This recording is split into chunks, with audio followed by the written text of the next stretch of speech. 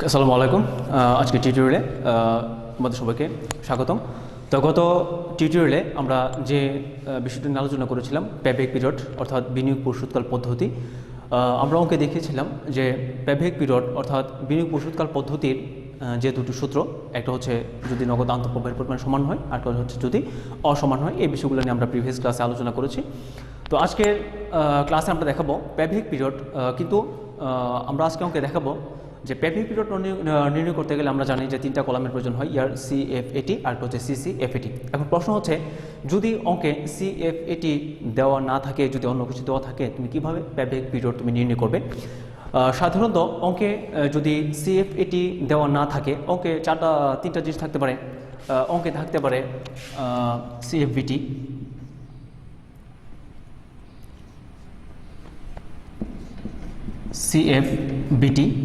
অঙ্কে থাকতে পারে EBT, অঙ্কে থাকতে পারে EAT। CFAT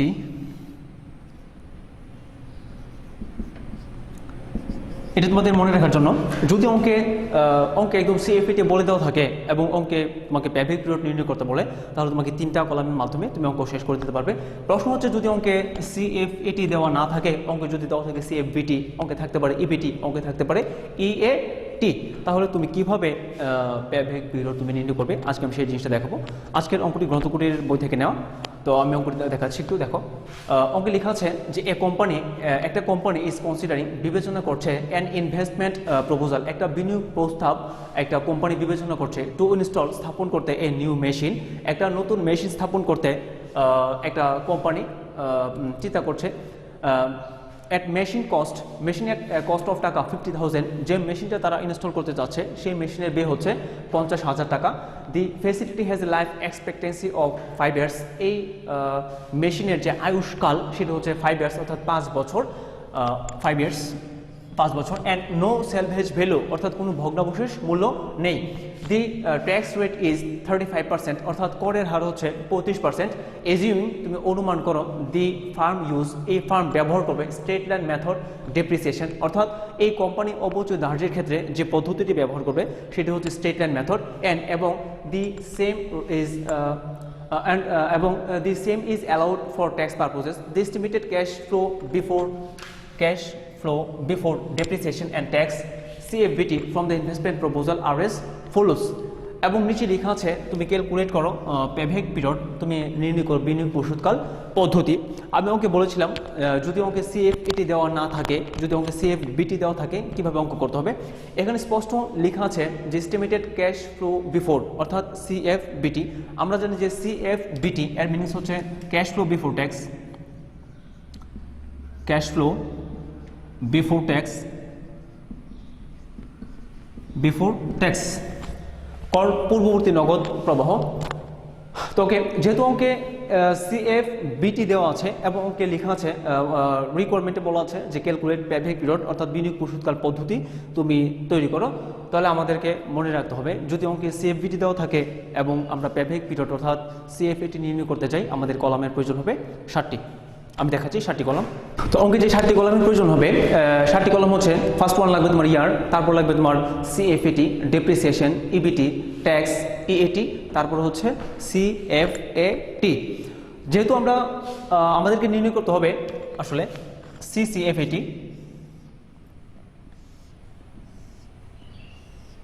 কারণ পেব্যাক পিরিয়ড নির্ণয় করতে গেলে আমাদের প্রয়োজন হয় CFAT থেকে CCFAT নির্ণয় করা। বিষয় হচ্ছে এরকম যে ইয়ার CFAT, তারপর হচ্ছে CCFAT।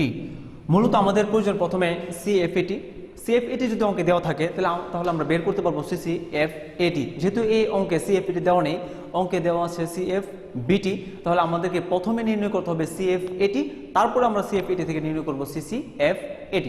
ওকে, তাহলে দেখো এখানে ইয়ারের পরিমাণ দেওয়া আছে 5টা, আমরা লিখলাম 4 years, 5 years। অঙ্কে এটা হবে CFBT দেখো, প্রথম বছরে লেখা আছে 10,000 টাকা, দ্বিতীয় বছরে আমাদের দেওয়া আছে 10,692, 10,692। তৃতীয় বছর আমাদের দেওয়া আছে 12,769। চতুর্থ বছর 13,462। তারপর লেখা আছে নাম্বার 5, 5 নম্বর বছর লেখা আছে 20,385। 385। তো এই 7টি কলামের মাধ্যমে প্রথমে আমাদেরকে নির্ণয় করতে হবে সিএফএটি। তাহলে দেখো আমাদের অঙ্কে সিএফবিটির পরিমাণ আমাদের অঙ্কে দেওয়া আছে, আমরা জাস্ট দেখে লিখে ফেললাম। এখন আমাদের লাগবে ডেপ্রিসিয়েশন। তাহলে ডেপ্রিসিয়েশন আমাদের অঙ্কে দেওয়া নাই, তাহলে ডেপ্রিসিয়েশন আমাদেরকে ওয়ার্কিং করে বের করে নিতে হবে। তাহলে আমরা ওয়ার্কিং করব। ওয়ার্কিং নাম্বার 1 আমরা বের করব ডেপ্রিসিয়েশন। ডেপ্রিসিয়েশনের সূত্র হচ্ছে cost minus salvage value divide by হচ্ছে লাইফ। ওকে, তো শুরুতে জেনে নিই আসলে আমরা ডেপ্রিসিয়েশন কাকে বলে, অর্থাৎ অপচয় কাকে বলে। সম্পত্তি ভোগ বা ব্যবহারের ফলে সম্পত্তির যে মূল্য হ্রাস পায় তাকেই অপচয় বলা হয়, অথবা নির্দিষ্ট সময় অতিক্রম হওয়ার ফলে সম্পত্তির যে মূল্য হ্রাস পায় তাকেই ডেপ্রিসিয়েশন বা অপচয় বলা হয়। এখন প্রশ্ন হচ্ছে আমাদেরকে অঙ্কে বলা হচ্ছে যে তুমি যখন ডেপ্রিসিয়েশন ধরবে অর্থাৎ অপচয় ধার্য করবে অবশ্যই স্ট্রেট লাইন মেথড অর্থাৎ সরল রৈখিক পদ্ধতিতে। এখন প্রশ্ন হচ্ছে যে স্ট্রেট লাইন মেথড কাকে বলে, অর্থাৎ সরল রৈখিক পদ্ধতি কাকে বলে? যে পদ্ধতিতে স্থায়ী সম্পত্তির নেট মূল্যের উপর প্রতি বছর একটু নির্দিষ্ট হারে অপচয় ধার্য করা হয় তাকেই সরল রৈখিক পদ্ধতি বলা হয়। অর্থাৎ আমাদেরকে মনে রাখতে হবে সরল রৈখিক পদ্ধতিতে যে আমরা অপচয় ধার্য করব প্রত্যেক বছর অপচয় ধার্যের পরিমাণ হবে সমান। আর এই অপচয়ের সূত্র হচ্ছে cost minus salvage value divide by হচ্ছে লাইফ। কস্ট মানে হচ্ছে ব্যয়। তাহলে আমরা অঙ্কে আমাদের দেওয়া আছে কস্ট আমাদের অঙ্কে দেওয়া আছে 50,000 টাকা। 50,000 টাকা। সেলভেজ ভ্যালু অর্থ কি? সেলভেজ ভ্যালু অর্থ হচ্ছে ভগ্নাবশেষ মূল্য। এটার আরেকটা নাম হচ্ছে স্ক্র্যাপ ভ্যালু, আরেকটা নাম হচ্ছে রিসিডুয়াল ভ্যালু। অর্থাৎ সেলভেজ ভ্যালু যে কথা, স্ক্র্যাপ ভ্যালু একই কথা, রিসিডুয়াল ভ্যালুটা একই কথা। তাহলে আমরা জানি যে সেলভেজ ভ্যালু অর্থাৎ ভগ্নাবশেষ মূল্য কাকে বলে? একটি সম্পত্তি অবশেষে কি মূল্যে বিক্রয় করা যাবে বলে ধারণা করা হয় তাকে সেলভেজ ভ্যালু বা রিসিডুয়াল ভ্যালু বা স্ক্র্যাপ ভ্যালু অর্থাৎ ভগ্নাবশেষ মূল্য বলা হয়। হ্যাঁ দেখো, তো আমাদের অঙ্কে দেওয়া আছে যে 5 years and no salvage value অর্থাৎ কোনো ভগ্নাবশেষ মূল্য নাই। যেহেতু ভগ্নাবশেষ কোনো মূল্য নাই অতএব আমাদের ভগ্নাবশেষ মূল্য ধরতে হবে 0।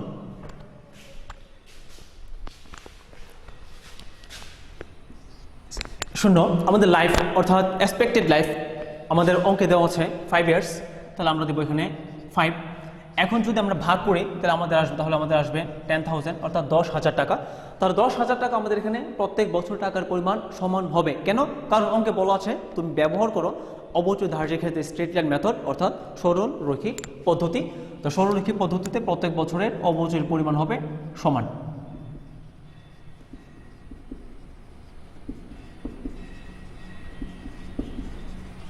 $10,000 টাকা। এখন আমরা বের করলাম ডেপ্রিসিয়েশন অর্থাৎ অবচয়ের পরে আমাদের বের করতে হবে ইবিটি। ইবিটি হচ্ছে আর্নিং বিফোর ট্যাক্স।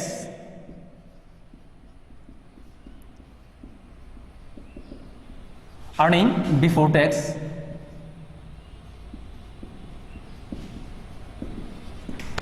ট্যাক্স। এখন ইবিটির সূত্রটা কি? ইবিটির সূত্র হচ্ছে সিএফবিটি মাইনাস ডেপ্রিসিয়েশন।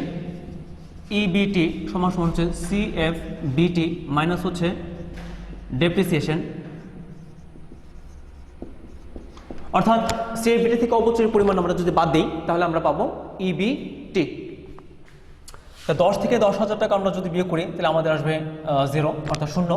এখানে আমাদের বিয়োগ করলে থাকবে 692, তারপরে আমাদের আসবে 2,769, তারপরে আমাদের থাকবে 3,462, 10,385।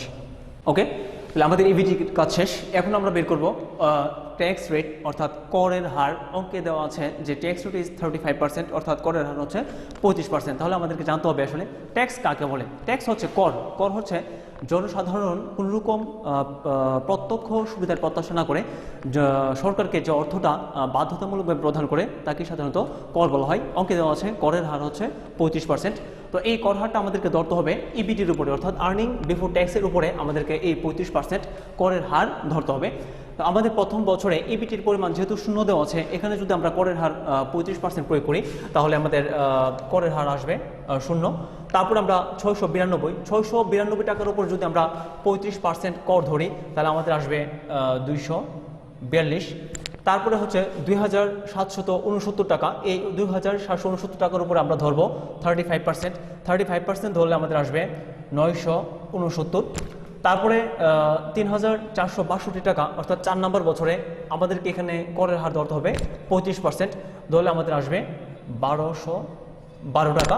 তারপরে 10,385 এই টাকার উপর ধরতে হবে আমাদের 35% কর, আমাদের আসবে 3635 টাকা। তারপর হচ্ছে তারপরে কলামের কাজ হচ্ছে ইএটি হচ্ছে আর্নিং আফটার ট্যাক্স।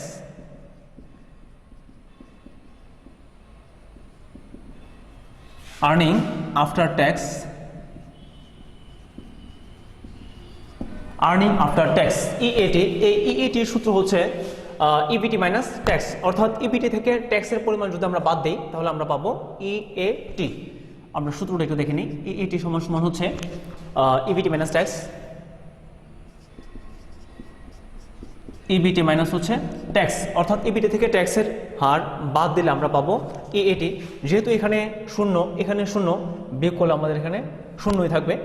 তার পরবর্তীতে আমাদের আসবে বিয়োগ করলে 450, বিয়োগ করলে আসবে 1800, তারপর আসবে 2250, তারপরে আসবে আমাদের 6750 টাকা। তারপরে আমাদের বের হবে সিএফএটি। সিএফএটির সূত্র হচ্ছে ইএটি যোগ ডেপ্রিসিয়েশন, অর্থাৎ ইএটি এবং এই ডেপ্রিসিয়েশন যদি আমরা যোগ করি তাহলে আমরা পাবো প্রত্যেক বছরের ক্যাশ ফ্লো আফটার ট্যাক্স। তাহলে আমরা সিএফএটি সমান লিখতে পারি সমান সমান ইএটি যোগ হচ্ছে ডেপ্রিসিয়েশন, অর্থাৎ 7 সমান সমান 6 + 3, অর্থাৎ 6 নম্বর কলাম এবং 3 নম্বর কলাম আমরা যদি যোগ করি আমরা পাবো প্রত্যেক বছরের সিএফএটি 10,000।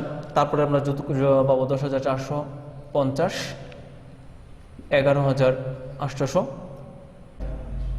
12,250, তারপরে আমাদের আসবে 16,750 টাকা। ওকে, তাহলে দেখো যদিও অঙ্কের মধ্যে বলা আছে যে পেব্যাক পিরিয়ড নির্ণয় করার জন্য, আর এই পেব্যাক পিরিয়ড নির্ণয় করার জন্য যেহেতু সিএফএটির প্রয়োজন হয়, অতএব আমরা এখানে বের করে নিলাম সিএফএটি। এখন ইচ্ছে করলে তোমার যদি মনে হয় এখানে একটা কলাম করে সিএফএটি নির্ণয় করবে, তুমি সেটাও করতে পারো। যেহেতু আমরা প্রথম থেকে অঙ্কগুলো করছি, অতএব আমি আলাদা ছকেই দেখাচ্ছি।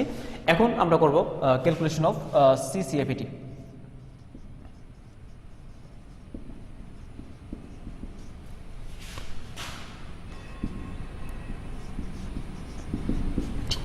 তাহলে আমরা জানি যে পেব্যাক পিরিয়ড নির্ণয় করতে গেলে আমাদের 3টা কলামের প্রয়োজন হয়। একটা হচ্ছে ইয়ার সিএফএটি, আর একটা হচ্ছে সিসিএফএটি। ওকে, তো আমরা সিএফবিটি থেকে আমরা সিএফএটি নির্ণয় করে নিয়ে আসছি। অতএব আমরা এখান থেকে লিখব প্রত্যেক বছর সিএফএটির পরিমাণ কত। প্রথম বছর আমাদের এখানে সিএফএটি লেখা আছে 10,000 টাকা, দ্বিতীয় বছরে আছে আমাদের 10,450 টাকা, তৃতীয় বছরে আছে আমাদের 11,800, তারপর আছে 12,250, তারপর লেখা আছে 16,750 টাকা। তাহলে আমরা জানি যে সিসিএফএটি কিভাবে নির্ণয় করতে হয়। আমরা জানি যখন সিসিএফএটি নির্ণয় করব তখন সিএফএটির প্রথম বছর যে টাকাটা দেওয়া থাকবে ঠিক সেই টাকাটা আমাদের চলে যাবে সিসিএফএটির কলামে। তাহলে আমাদের এখানে লেখা আছে 10,000, তাহলে আমরা এখানে লিখব সিসিএফএটির কলামে 10,000 টাকা।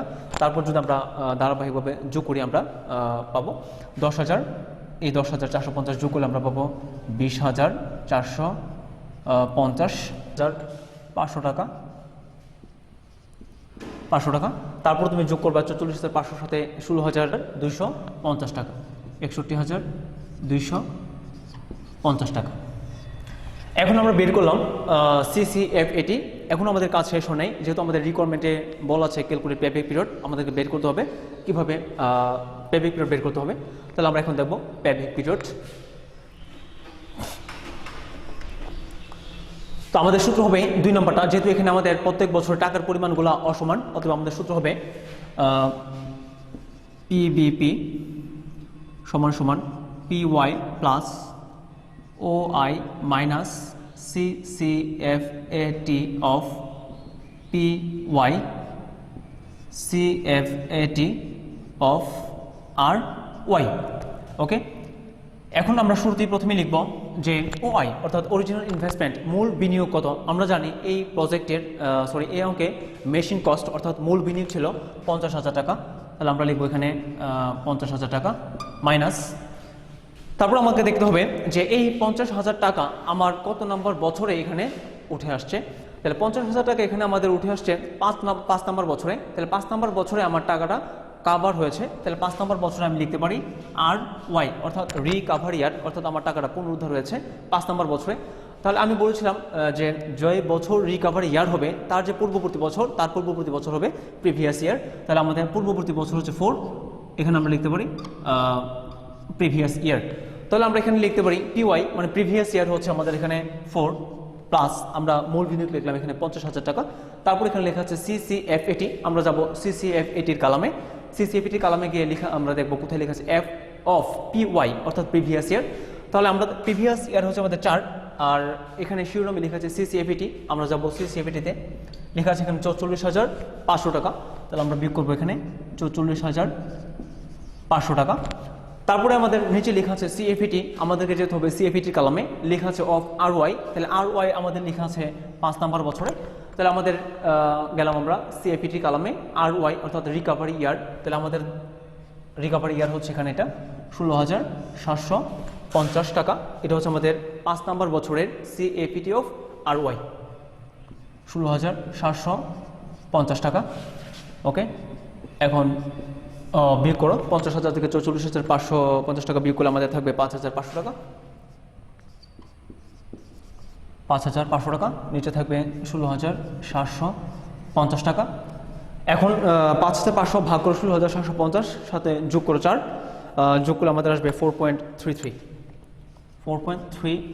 ইয়ার্স, অর্থাৎ আমাদের প্রায় 4.5 বছর সময় লাগবে যদি এই প্রকল্পে 50,000 টাকা বিনিয়োগ করা হয়। আমাদের এই প্রকল্প থেকে উঠে আসতে এই 50,000 টাকা আমাদের সময় লাগবে 4.5 বছর।